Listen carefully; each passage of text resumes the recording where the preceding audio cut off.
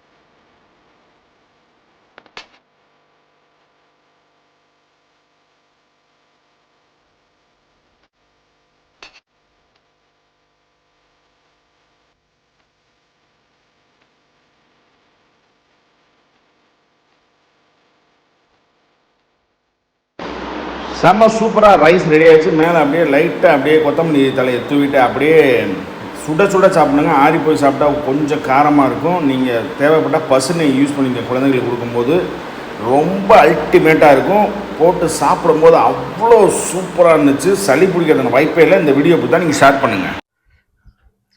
வணக்கம். எல்லாரும் மறக்காம பைந்தமிழ் விளாக்ஸ் சேனலை வந்துக்கிட்டு சப்ஸ்கிரைபரு, கமெண்டு, அப்புறம் லைக்கு, ஷேரு எல்லாத்தையும் பண்ணி விட்டுருங்க.